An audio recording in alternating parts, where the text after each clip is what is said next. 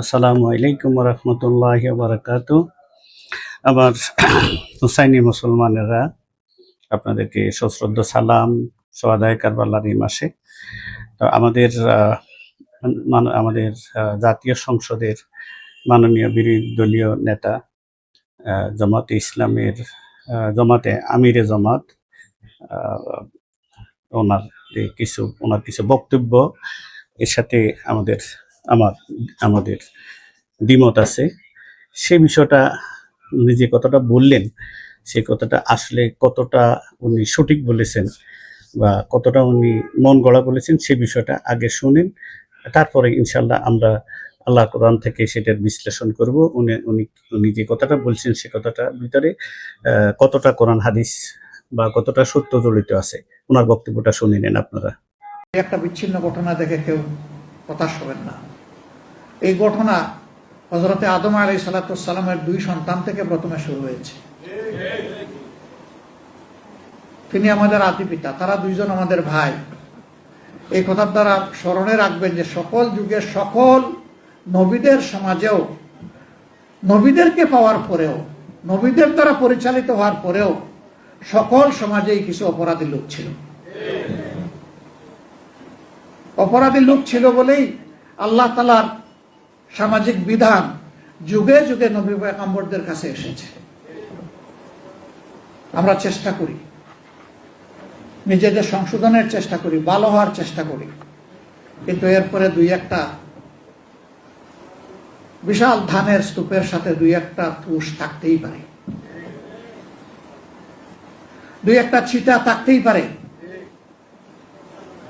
অবশ্য আমরা কামনা করি না যে কেউ খারাপের দিকে চলে যাক।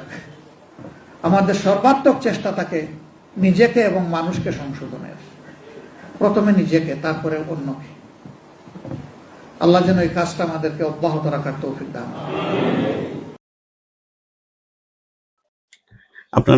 আপনারা ওনার বক্তব্যটা শুনলেন। প্রথমত হইলে উনি এখানে আদম আলাইহিস সালামের দুই সন্তানের সাথে ওনার দলের যে এমপি সাহেবের যে ঘটনাটা, সেটাকে উনি জাস্টিফাই করতেছেন একটা ঘটনাকে আরেকটা ঘটনা দিয়ে।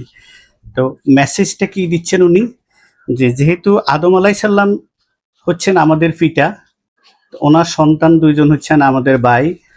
আমাদের ভাইরা যখন এই কাজ করছেন, এটা তার নতুন কিছু নাই, এটা সেই শুরু থেকে এই কাজটা চলে আসছে। সুতরাং আমাদের এমপি সাহেবও এরকম একটা কাজ করে ফেলছে। দেখেন কতটা মারাত্মক কথা, যে পয়গাম যাচ্ছে, উনি পয়গাম দিতেছেন যে আদম আলাইহিস সালামের সন্তানেরা দুইজন যখন এই কাজটা করছে, এরকম কাজ করছে, তাহলে আমরা আদমের সন্তান হিসাবে তাদের ভাই, ওনারা আমাদের ভাই, ভাই উত্তরাধিকারী হিসেবে তো আমরা এটা করতেই পারি। এটাই তো উনি বুঝাইতে চাচ্ছে, বা এরকম ঘটনা আমাদের দ্বারা হইতেই পারে। হইলে আমরা, যেটা বললো উনি, যে আমরা সংশোধন হওয়ার চেষ্টা করব, অন্যকেও সংশোধন করব, ভালো। কিন্তু প্রশ্নটা হচ্ছে আপনি কোনটার সাথে কোনটা মিলাইলেন, মানে কার সাথে কাকে নিয়ে মিলাইলেন? এটা কি ঘটনাটা কি জাস্টিফাইড হইলো? তাইলে পুরো জাতিকে আপনি কি মেসেজ দিলেন? আপনার অনুসারী, আপনি এখন একজন সাধারণ মানুষ না, আপনি এখন জাতীয় সংসদের বিরোধী দলীয় নেতা। আপনি সংসদে দাঁড়িয়ে কিন্তু এখন জাতির জন্য কথা বলেন, আপনার কথাটা, প্রতিটা কথা রেকর্ড হয়। এটা জাতীয় সংসদে আপনার কথাগুলো কিন্তু রেকর্ড হচ্ছে, প্রত্যেক সদস্যের রেকর্ড হয়, আপনার কথাও রেকর্ড হচ্ছে। কিন্তু প্রশ্ন হচ্ছে, আপনি আজকে যে বক্তব্যটা দিলেন, সেই বক্তব্যটা দেওয়ার আগে আল্লাহর ভয় কি একটু করা উচিত ছিল না? যে একটু কি গবেষণা করা, একটু কি কিতাবপত্র দেখা, একটুখানি কোরআন মজিদ খুলে দেখা যে ঘটনাটা কি, তারপরে আপনি এই বক্তব্যটা দিতেন। তো আপনি যদি মনে করেন আপনি একমাত্র শিক্ষিত লোক, আর এই জগতে, এই পৃথিবীতে কেউ আর কোরআন হাদিস জানে না, আপনি যেটা বলবেন সেটাই আমাদেরকে গ্রহণ করতে হবে, তাহলে তো এটা দুর্ভাগ্যজনক ঘটনা হয়ে গেল। যাই হোক, আপনি যেটা মিলাইছেন সেটা ঠিক হয় নাই, আপনার মিলানোটা। আপনি নিজেই চিন্তা করবেন এটা করাটা কি ঠিক হয়েছে কিনা। দ্বিতীয় হচ্ছে, যে মেসেজটা দিছেন, যে মেসেজটা আমাদের জাতিকে দিলেন, যে যেহেতু আমাদের পূর্ববর্তীরা আদমের ছেলেরা, আদম আলাইহিস সালামের ছেলে হাবিল কাবিল করছে কারবারটা, ওনাদের দুই ভাইয়ের এই ঘটনার সাথে জড়িত ছিল, এখানে একটা ইনসিডেন্ট হয়েছে। তো ওনারা যেহেতু করছে, আমরা উত্তরাধিকারী সূত্র এটা করব। সেটা আপনি আবার বলছেন যে এটা যোগে যোগে এটা হয়েছে, সেই জন্য নবী রসুল আসছে। ঠিক আছে, আপনি কিন্তু এটা বলছেন। তো ঠিক আছে, তা আমাদের কাছে তার নবী রসুল আসবে না, তা আপনারাই আমাদেরকে সংশোধন করে দিবেন। তো সংশোধনটা যেটা আপনার একামতে দিন কায়েম করবেন, তাইলে সংশোধনটা তো এইভাবে হইলো না যে আপনি উদাহরণ দিলেন আগের জনে করছে সেই জন্য আমরাও করছি, ভুল হয়ে গেছে, এটা তো হইলো না। তাইলে পরবর্তী কেউ করিয়ে বলবো যে আদম আলাইহিস সালামের ছেলে দুই ছেলে করছে, আমরা করলে বা কি হবে? তাইলে এই কথাটা কিন্তু এইভাবে হইলো না। মূল ঘটনাটা কি? আসলে কি এরকম ঘটনা ঘটছে যে আদম আলাইহিস সালামের কোনো ছেলে ধরেন বয়স 75 বছরের উপরে, 75 ঊর্ধ্ব একজন বয়স্ক মানুষ, খুব গুরুত্বপূর্ণ একজন মানুষ, ধরেন 18 বছরের নিচে একটা বাচ্চা মেয়েকে আদম আলাইহিস সালামের কোনো সন্তান কি এটা করছে? তা আপনি কেমনে মিলাইলেন যে আদম আলাইহিস সালামের ছেলেরা এটা করছে সেই জন্য আমরাও করব? এরকম দেখেন, এত বড় একজন মানুষ, যে 70 একজন মানুষ, এত বড় দায়িত্বশীল পদে থাকা একজন মানুষ, তো উনি তো এই কারবারটা গড়াইছেন। আপনি দুইটাকে সিমিলারি করতে যাইয়া, মিলাইতে যাইয়া, একটাকে আরেকটা দিয়ে জাস্টিফাই করতে যাইয়া আপনি যে অপবাদটা আদম আলাইহিস সালামের সন্তানদের উপরে দিছেন, বাবা আদমের সন্তান হিসাবে আমারও দায়িত্ব হয়ে যায় এই বিষয়ে কথা বলার, কারণ আপনি তো আমার বাবাকে উপরে অপবাদ দিচ্ছেন। মূল ঘটনাটা কি? মূল ঘটনাটা হচ্ছে সূরা মায়েদা 5 নম্বর সূরার যে কেউ 27, 28, 29, 30, 31 এই 5টা সূরার ভিতরে আল্লাহ পাক আমার নবীজিকে বলতেছেন যে নবী, আপনি আপনার উম্মতদেরকে এই কাহিনীটা, আদম আলাইহিস সালামের দুই ছেলের এই কাহিনীটা আপনি বলে শুনান। কেন শুনাইতে হবে? প্রত্যেকটা ঘটনার পিছনে একটা ঘটনা আছে। কেন শুনাইতে হবে? আদম আলাইহিস সালামের কোন ছেলে কি করছে এটা তো আমাদের শুনানোর দরকার নাই, কিন্তু আল্লাহ বললেন না নবী, আপনি আপনার উম্মতদেরকে এই ঘটনাটা শুনাই দেন। কেন শুনাই দিবেন? আল্লাহ পাক 32 নম্বর আয়াতে এটার সারাংশটা বলতেছে। কেন শুনাইবেন? বলতেছে যে এই কারণে আমি বনি ইসরাইলের উপর অবতীর্ণ তাওরাতে এই বিধান দিয়েছি যে যেই ব্যক্তি কাউকে কিসাস ব্যতীত অথবা জমিনে বিশৃঙ্খলার এর শাস্তি ব্যতীত অন্যায়ভাবে হত্যা করলো, জমিনে বিশৃঙ্খলা ব্যতীত, কিসাস ব্যতীত, কেউ আমাকে, আমার ভাইকে হত্যা করছে, আমি তার ভাইকে হত্যা করবো, দ্যাট ইজ কল্ড কিসাস।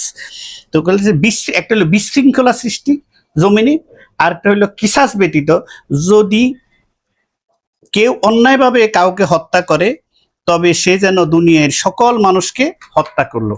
এটা পয়গাম দিচ্ছে, আমার নবীকে জানাইতেছে যে আমি বনি ইসরাইলদেরকে এই মেসেজটা দিয়েছি। তাদের তাওরাত কিতাবে আমি এই আদম আলাইহিস সালামের এই ঘটনাগুলো আমি বর্ণনা করেছি যে তাদের ভিতরে বনি ইসরাইল ছিল সবচেয়ে জমিনে বড় ফ্যাসাদ সৃষ্টিকারী, এবং তারা ছিল সবচেয়ে এই জমিনে, রুহি জমিনে সবচেয়ে বড় খারাপ জাতি হচ্ছে বনি ইসরাইল। তো আল্লাহ রাব্বুল আলামিন বলতেছে আমি বনি ইসরাইলদেরকে সতর্ক করার জন্য এই কথাটা বলছি, সুতরাং আপনি এই কাহিনীটা আপনার উম্মতদেরকে শুনাই দেন।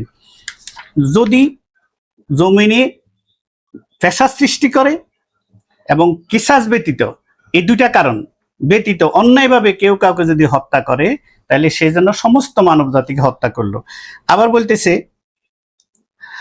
কেউ যদি অন্যায় থেকে কাউকে বাঁচিয়ে রাখলো, কেউ কাউকে অন্যায়ভাবে হত্যা করতেছে, অন্যায়ভাবে তাকে কতল করে দিতেছে, সে যদি সে তাকে বাঁচাইতে পারে, সে যেন সমস্ত মানব জাতিকে বাঁচাই দিল। মানে একজন নিরপরাধ ব্যক্তিকে যদি আপনি কেউ যদি বাঁচাই দেয়, তার অপরাধ নাই, তথাপিও যদি তাকে হত্যা করা হয়, আর কেউ যদি তাকে সে হত্যা থেকে বাঁচিয়ে দিতে পারে, তাহলে সে যেন সমস্ত মানব জাতিকে হত্যার হাত থেকে রক্ষা করলো। তো এই ঘটনাগুলা আমার নবীজিকে বনায় বলতেছে আপনার উম্মতদেরকে বলে দেন, তারা যেন এই আমার এই সুস্পষ্ট নির্দেশনাগুলা শোনার পরে তারা যেন কেউ জমিনে বিশৃঙ্খলা সৃষ্টি না করে, অর্থাৎ তারা যেন সীমা লঙ্ঘনকারী না হয়, তারা যেন কেউ সীমা লঙ্ঘন না করে। এটা হচ্ছে পয়গাম, সীমা লঙ্ঘন যেন না করে, কেউ কাউকে যেন অন্যায়ভাবে হত্যা না করে।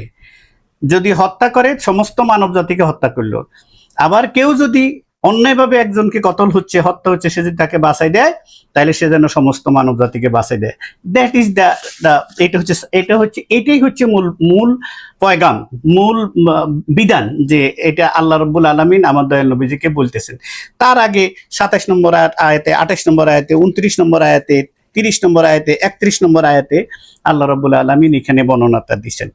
আমি সবগুলো আয়াত পড়বো না, বলবো না, আমি শুধু সামারিটা আপনাদের সাথে বলতেছি।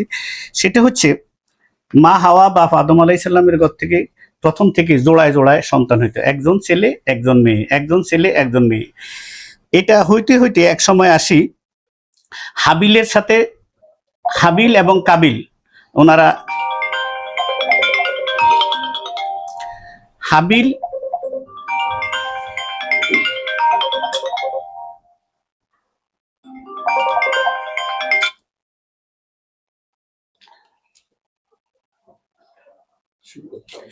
তো এখানে অন্যায়ভাবে, আচ্ছা এখানে ঘটনাটা হইলো যে একজন হইলো হাবিল, একজন হইলো কাবিল।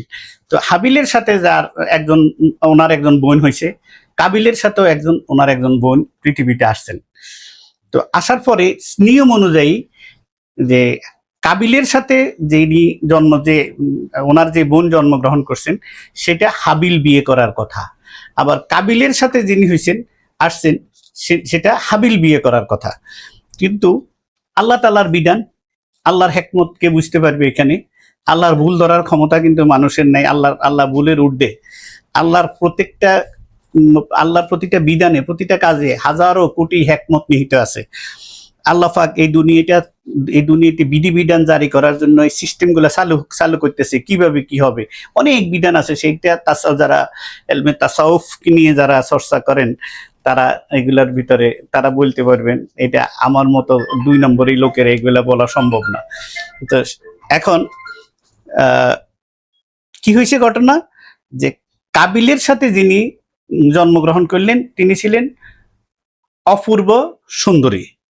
তিনি ছিলেন অপূর্ব সুন্দরী, কাবিলের সাথে যিনি জন্মগ্রহণ করছেন।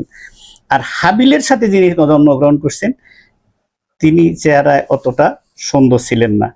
তাহলে হাবিলের সাথে যিনি দুনিয়াতে আসছেন, কাবিল ওনাকে বিয়ে করার কথা। কিন্তু কাবিল বলল যে না, আমি যে আমার সাথে আসছে, যেহেতু সে সুন্দরী, আমি তাকে বিয়ে করব। এই হচ্ছে দুইজনের ভিতরে মতভেদ। তো তখন কাবিল বলল যে এক কাজ করো, যে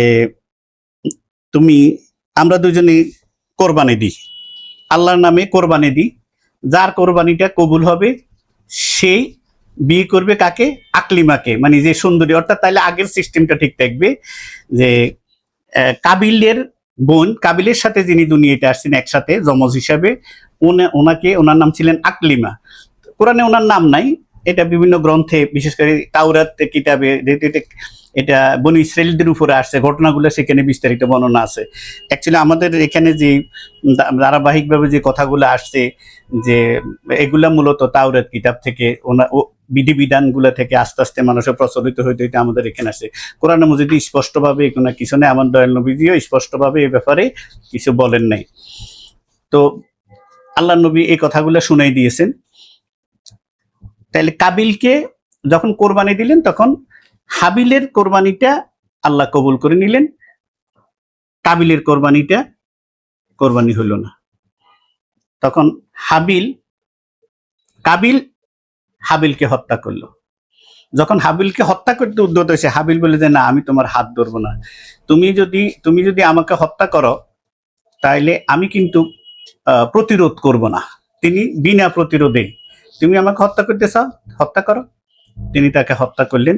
রুহে জমিনে সৃষ্টি জগতে সর্বপ্রথম হত্যাকারী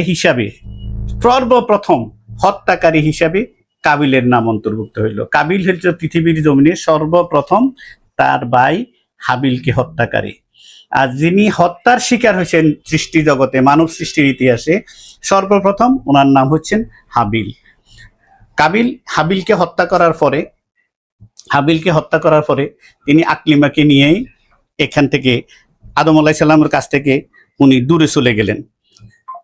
নিয়ে উনি আলাদা সংসার জীবন যাপন শুরু করলেন। এটা হত্যা করে, আমি আপনাদেরকে তাফসীরের কিতাব থেকে পড়ে শোনাচ্ছি। কাবিল পরে আকলিমাকে নিয়ে আদন শহরে বসতি স্থাপন করেন। সেখানে তার অবৈধ সন্তানের আবাসস্থল গড়ে ওঠে। তার মানে হচ্ছে কাবিলের গড় থেকে যে সন্তানগুলো বের হয়ে আসে, যেহেতু তিনি সিস্টেমের বরখেলাপ করছেন, নিজের সহজাত বোন যিনি ওনার সাথে আছেন, যমজ বোন, যিনি তার যমজ বোনকে বিয়ে করলেন, করার কারণে বিধানের বরখেলাপ হইল। সেই কারণে ওনার সন্তানগুলাকে, ওই যে জারস সন্তানগুলা মূলত এই যে পৃথিবীর জমিনে জারস সন্তান মূলত সেখান থেকেই তৈরি হয় এবং জন্মগ্রহণ ওখান থেকে করে। অগ্নি পূজাও সেখান থেকে হয়, কারণ তিনি ওই যে কাবিল, সে তো পাপী হয়ে গেল, সে হত্যাকারী হয়ে গেল, সে কাফের হয়ে গেল, তার সাথে আর ইসলাম কোনো বাবা আদম আলাইহিস সালামের আর কোনো সম্পর্ক রইল না, সে দূরে নিজেই চলে গেল। শয়তান আসি তাকে বললো যে শুনো, তুমি যে তোমার বাইর ইয়েটা পূজা কোরবানিটা কবুল হয়েছে, তোমারটা কেন হয় না জানো? তুমি এই জন্য পূজা, তোমার বাইয়ে অগ্নি পূজা করতে, তুমি তো দেখো না, জানো না, তো তুমি অগ্নি পূজা করো, দেখবা তোমার সব পাপ মাফ হয়ে যাবে। তখন এই কাবিল শয়তানের পরামর্শে অগ্নি পূজা শুরু করে দিল। মূলত আগুনকে পূজা করা সেখান থেকে তৈরি হয়। এই আগুনের পূজার প্রথম পূজাকারী হচ্ছেন, এটার উদ্ভাবক হইল শয়তান, আর এটা করাইছেন কাবিলকে দিয়ে। রুহে জমিনে সর্বপ্রথম কাবিলকে দিয়ে নিজের ভাইয়ের হত্যাকারী, নিজের পিতার অবাধ্য সন্তান, কাফের সন্তান, তার ঔরসে যারা জন্ম নিয়েছে তারাই যার সন্তান হিসেবে পৃথিবীর বুকে আছে, থাকবো, কিয়ামত পর্যন্ত থাকবো। এই যারা সন্তানদেরকে যতই আপনি কথা বলবেন, যতই হেদায়েতের কথা বলবেন, যোগে যোগে যত নবী রসুল আসছে, যোগে যোগে যত রসুলরা আসে গেছেন, যত পয়গাম্বররা আসে গেছেন, এই যারা সন্তানদেরকে ঠিক করার জন্য আসেন, কিন্তু আসলে ঠিক করতে পারে নাই। কয়জনকে ঠিক করতে পারছে? এই হচ্ছে টোটাল ঘটনাটা।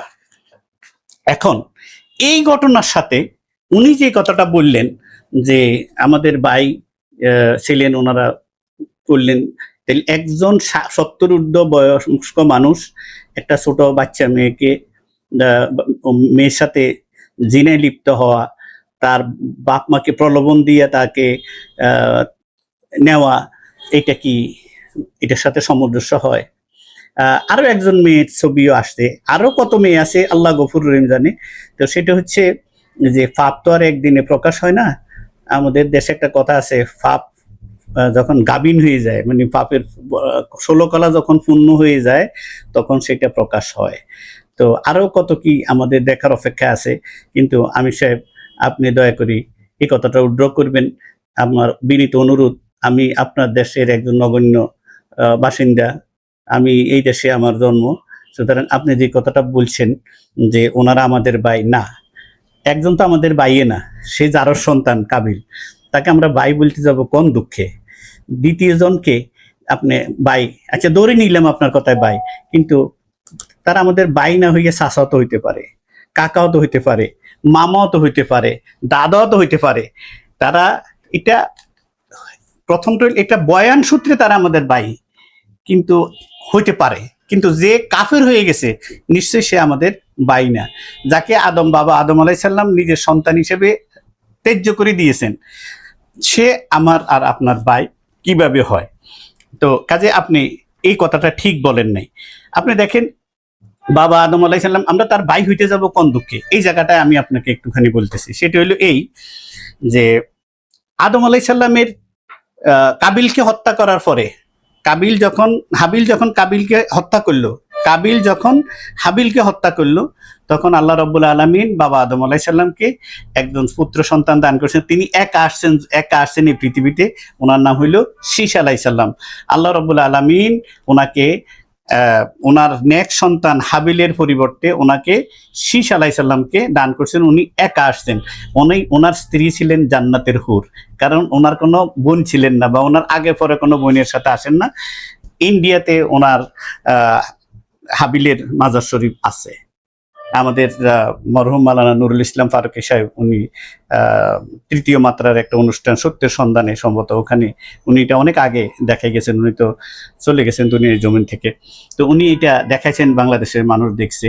এবং ওনার স্ত্রী এখনো কিন্তু জীবিত, কারণ হুরদের কোনো মৃত্যু হয় না, হুররা আছে জীবিত, ওনার স্ত্রী এরকম।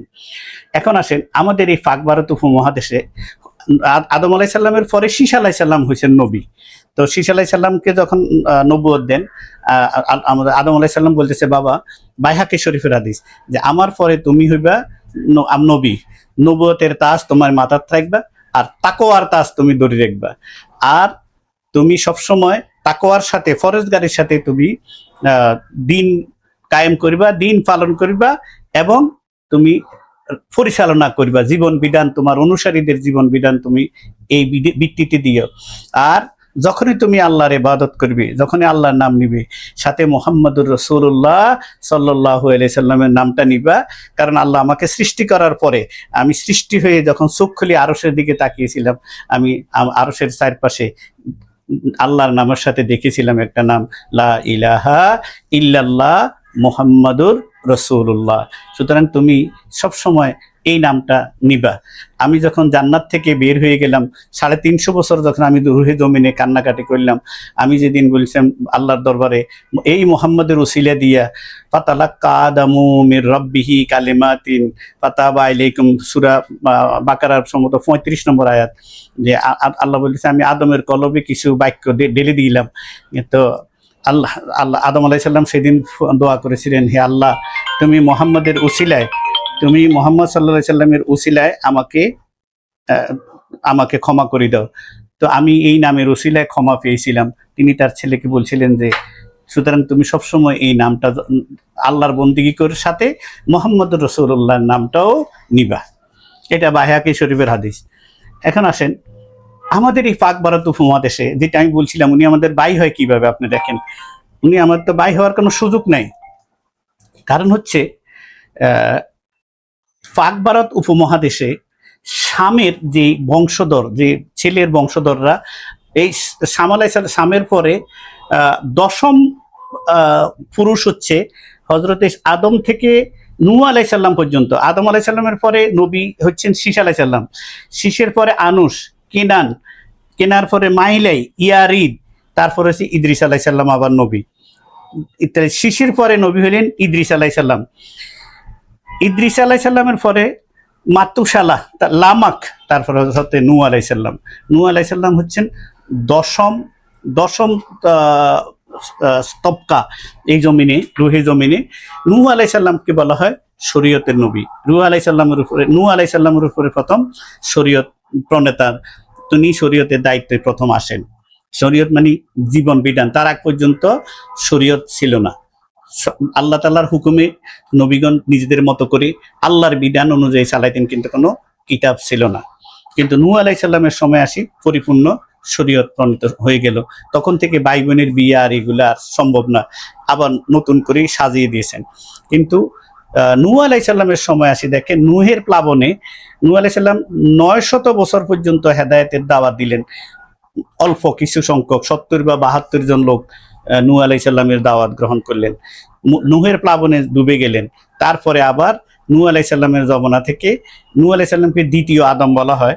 কারণ হচ্ছে নূহ আলাইহিস সালামের প্লাবনের পরে যারা নৌকায় ছিলেন, যারা বেঁচে ছিলেন, তাদের মধ্যে শুধুমাত্র নূহ আলাইহিস সালামের বংশধর থেকে আবার পৃথিবীতে মানব জাতির বসবাস শুরু হয়, মানব জাতি আবার বাড়তে থাকে।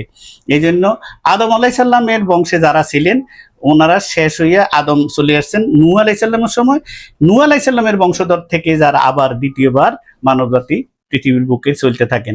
কাজে ওনারা, আমি যে কথা বলছিলাম, ওনারা আমাদের ভাই হয়, ভাই না হই চাচাত হইতে পারে, ভাই না হই চাচাত। আর একজন তো কাফের তো আমাদের ভাই হইতে পারে না।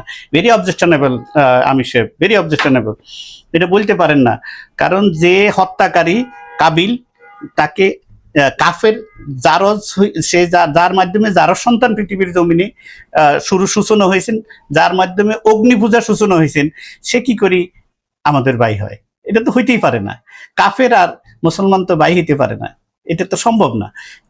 এই কথাটা ঠিক নয়। দেখেন, তাহলে নূহ আলাইসাল্লামের পরে আবার মানব সভ্যতা শুরু হয়ে যায়।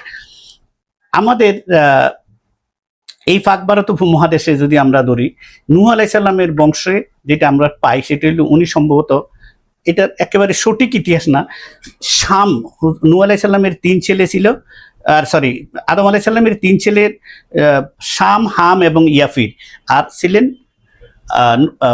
এটা কি বলে শীষ আলাইসাল্লাম। শীষ আলাইসাল্লাম তো একা আসছেন পৃথিবীতে।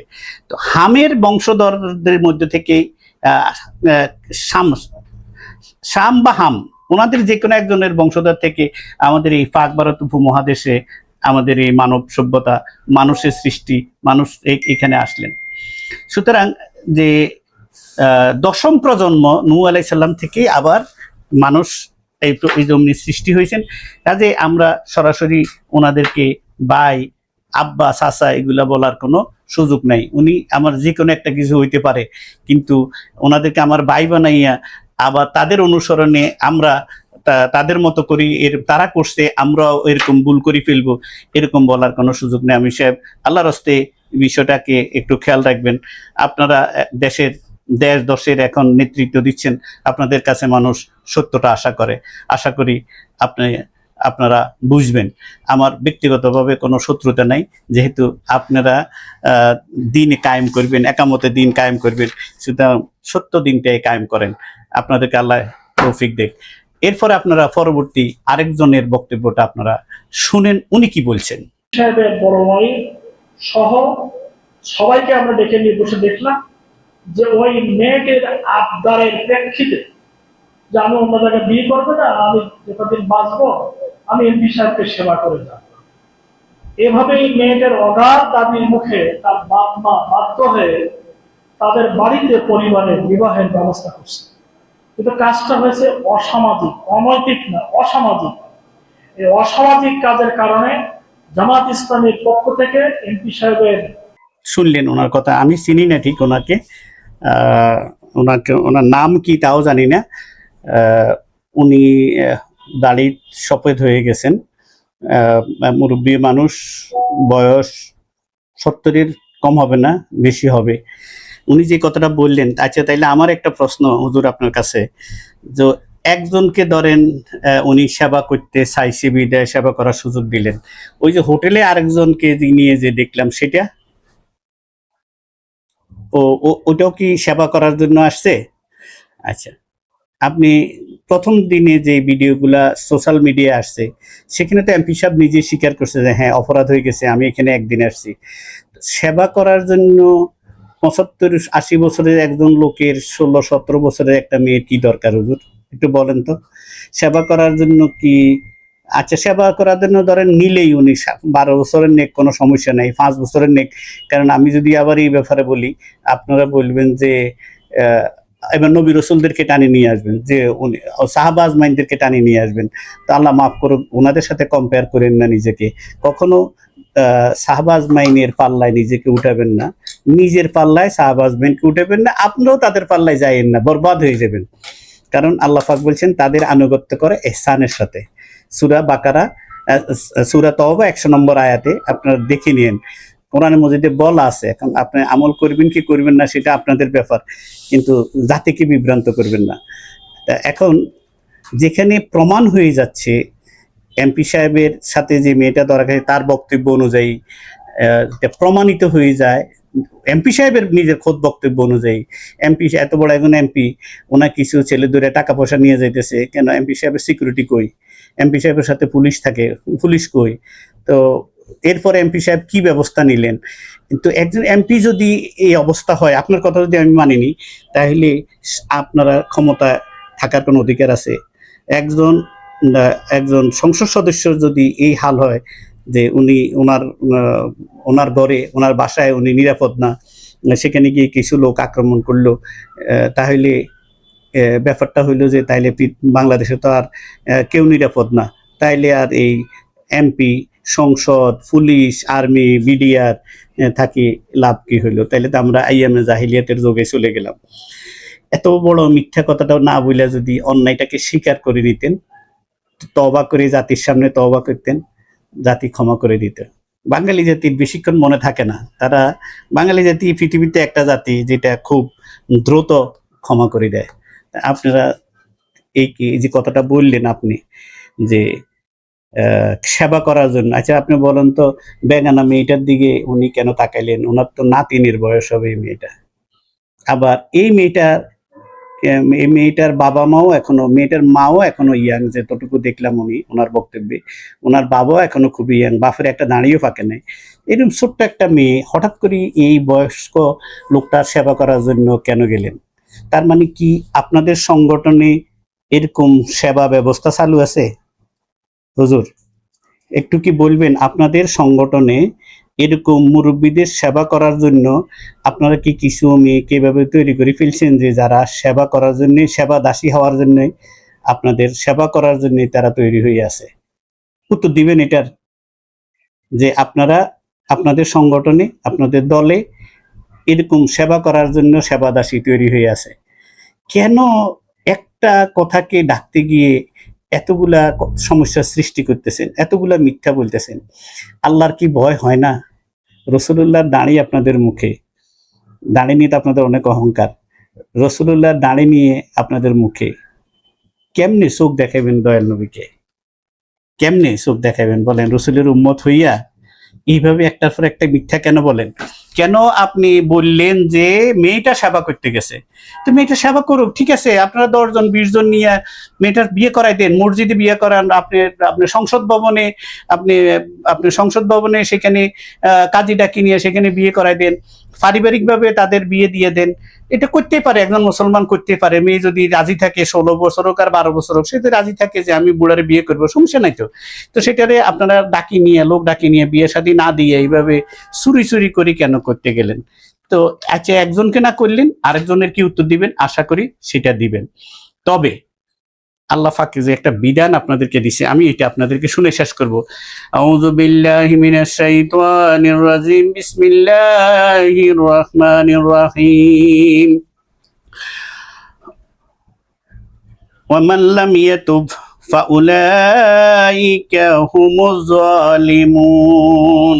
আমার আল্লাহ রাব্বুল আলামিন সূরা হুজরাতের 49 নম্বর সূরা 11 নম্বর আয়াতে বলতেছে, ওয়ামান লাম ইয়াতুব ফাউলাইকা হুমুজ জালিমিন। একটা লোক, তার দ্বারা জুলুম হয়ে গেছে, একটা লোক গুনাহ করে ফেলছে, গুনাহগার হয়ে গেছে, আমি আল্লাহ তাকে জালেম বলি না কতক্ষণ,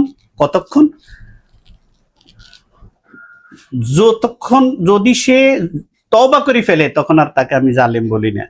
জালিম তখন বলি তাকে আমি, যখন সে তার গুনার উপরে স্থির থাকে, যখন সে তওবা করে না। আমরা মানব সন্তান, আমরা মানুষ, আমাদের মানবীয় দুর্বলতা আছে, এটা অস্বীকার করতে পারবেন না। আমরা কেউ অস্বীকার করি না, আমরা কেউ এর 16 আনার 100% না। আল্লাহর নবীগণ মাসুম, আল্লাহর ওলিগণ মাহফুজ, বাকি কেউ বুকে হাত দিয়ে বলতে পারবো না যে আমি 100% সৎ। না, সৎ ওই যে যাদেরকে আল্লাহ মাহফুজ এবং মাহফুজ, একটা হচ্ছে মাসুম, একটা হচ্ছে মাহফুজ ঘোষণা করছেন, শুধু তারা ব্যতীত বাকি সকলের ভিতরে আপনি গাড়তে গেলে দোষ ত্রুটি আসবে। এই জন্য আমার আল্লাহ তাআলা একটা বিধান দিয়ে দিয়েছেন, একটা সুযোগ দিয়ে দিয়েছেন। আল্লাহ বলে, তোর দ্বারা অন্যায় হয়ে গেছে, আমি তোকে জালিম বানাইতে চাই না, আমি অপেক্ষা করতে থাকি কখন তুই তওবা করে ফেরত আসবি, তোর ওই গুনাহ থেকে তওবা করবি, ইস্তেগফার করবি, করে তুই ফেরত আসলে আমি আল্লাহ তোকে মাফ করে দিব। তো অপরাধ হয়ে গেছে, এখন যদি আপনি তওবা না করেন, সেটার উপর জিদ থাকেন, এরকম যুক্তি তর্ক দিতে থাকেন, আল্লাহ তাআলার বিধান আল্লাহ বলে দিয়েছেন তারা হচ্ছে জালেম। তো নিজেকে জালেমের খাতায় নিয়ে আপনি একজন আরেকজনের জন্য এইভাবে কথা বলতে গিয়ে, হুজুর আপনি কেন নিজেকে জালেমের খাতায় নেবেন? বরং পরামর্শ দেন যে ভাই, তুমি আমার ভাই, ভুল ত্রুটি হয়ে গেছে, আসো তওবা করো, ইস্তেগফার করো, আল্লাহর কাছে ক্ষমা চাও, মেয়েটাকে ক্ষতিপূরণ দাও, অথবা সসম্মানে তাকে বিয়ে শাদী করি, সামাজিকভাবে মর্যাদা দাও, দরকার হলে সংসদ ভবনে হাত ধরি, মেয়ের হাত ধরে বিয়ে শাদী করিয়া, সংসদে এমপিদের হোস্টেল আছে সেখানে নিয়ে যান, সমস্যা তো নাই। বিয়ে আপনি করতেই পারেন, আপনি করেন, আপনার টাকা পয়সা আছে, সামর্থ্য আছে, আপনি বিয়ে করেন। কিন্তু এটাকে ডাকতে গিয়ে যে কথাগুলো বললেন হুজুর, এটা আপনাদের কাছে আশা করি না। আমরা আপনাদের কাছে একামতে দিন আপনারা কায়েম করবেন, আমরা তো সে আশায় বসে রয়েছি যে আমাদের দেশে একামতে দিন আপনাদের হাত ধরে কায়েম হবে। কারণ আল্লাহ রসুল তো একামতে দিন কায়েম করে যান নাই, এটা অসমাপ্ত রাখি গেছেন, আপনারা সেটা সমাপ্ত করবেন। তো সেটা সমাপ্ত করি, এই জাতিকে দেখান যে আপনারা একামতে দিন কায়েম করবেন, সৎ লোকের শাসন কায়েম করবেন। সৎ লোক কাকে বলে ইনশাল্লাহ এটা সম্বন্ধে একটা ভিডিও আমি করব, সৎ লোক কাকে বলে আল্লাহ এবং আল্লাহ রসুলের দৃষ্টিতে। আল্লাহ রাব্বুল আলামিন আরেকটা সুযোগ আপনাদেরকে দিয়ে রাখছে, আমাদেরকে দিয়ে রাখছে। আল্লাহ পাক আমার বাবা আদম আলাইহিস সালাম উনি তো কোনো অপরাধ করেন নাই, কোনো গুনাহ করেন নাই। আদম আলাইহিস সালাম কোনো গুনাহ করেন নাই। আল্লাহ বলছে আমার আদম ভুল করছেন। তো ভুল করার পরে আদম আলাইহিস সালাম বলতেছিল রব্বানা যালামনা আনফুসানা ওয়া ইল্লাম তাগফির লানা ওয়া তারহামনা লানাকুনান্না মিনাল খাসিরিন। আল্লাহ, আমরা আমাদের নিজেদের উপর জুলুম করে ফেলছি। আল্লাহ গো, তুমি আমাদেরকে ক্ষমা করো, আমাদের প্রতি রহম করো। তুমি যদি ক্ষমা না করো, তুমি যদি রহম না করো, তুমি যদি দয়া না করো, তাইলে আমরা ক্ষতিগ্রস্তদের অন্তর্ভুক্ত হয়ে যাবো, আমরা জালিম হয়ে যাব। আল্লাহ পাক এতগুলা সুবিধা দেওয়ার জন্য দিয়ে রাখছে, সেইটা পথে না হাইটা কেন বাঁকা পথে হাঁটতেছেন? আল্লাহ রাব্বুল আলামিন বলতেছে নাব্বি ইবাদি আন্নি আনাল গাফুরুর রহিম। বন্ধু, আপনার দরবারে যদি আসি যায় আমি তাদেরকে ক্ষমা করে দেব। ওয়াস্তাগফির রব্বাকুম সুম্মা তুবু ইলাইহি ইন্না রব্বি রাহিমুন ওয়াদুদ। আমার আল্লাহ বলছে ওয়াস্তাগফির, ইস্তেগফার করো তোমার বিগত দিনের গুনার জন্য। ওয়াস্তাগফির রব্বাকুম, তোমার রবের কাছে। রবকে, যিনি তোমার সৃষ্টিকর্তা এবং পালনকর্তা, যিনি তোমাকে সৃষ্টি করে ছেড়ে দেন নাই, যিনি তোমাকে সৃষ্টি করার আগেই তোমার রিজিকের ব্যবস্থা করে দিয়েছেন, তার কাছে তোমার বিগত দিনের গুনার জন্য তুমি কান্নাকাটি করে ক্ষমা চাও। এই জন্য আল্লাহ পাক বলতে ওয়াস্তাগফিরের সাথে রব যোগ করছেন। ওয়াস্তাগফির রব্বাকুম, তোমার রবের কাছে চাও। সুম্মা তুবু ইলাইহি, সুম্মা তুবু ইলাইহি, প্রতিজ্ঞাবদ্ধ হয়ে যাও তুমি তোমার জীবনে আর একটা ভুলও করবে না। সুম্মা তুবু ইলাইহি, তোমার ব্যক্তিগত জীবন, তোমার পারিবারিক জীবন, তোমার রাষ্ট্রীয় জীবন, তোমার প্রতিটা স্পন্দন, এটাকে একসাথে বলা হয় সুম্মা। তোমার জীবন বিধানটাকে, তোমার জীবন ব্যবস্থাটাকে তুমি, তোমার জীবন বিধান, জীবন ব্যবস্থাটাকে তুমি আল্লাহ এবং আল্লাহ রসুলের পথে বিধান মতে তুমি চালাইবা, সেই প্রতিজ্ঞা করো। ওয়াস্তাগফির রব্বাকুম, তোমার সুম্মা তুবু ইলাইহি, এখানে আছে ইলা, তো ইলার কাছে। ইলাকে, ইলা হচ্ছে তুমি যার বন্দিগি করো, তিনি হচ্ছেন ইলা। তো আল্লাহ, আপনি এখানে বললেন রব্বাকুম, এখানে বলছেন ইলা।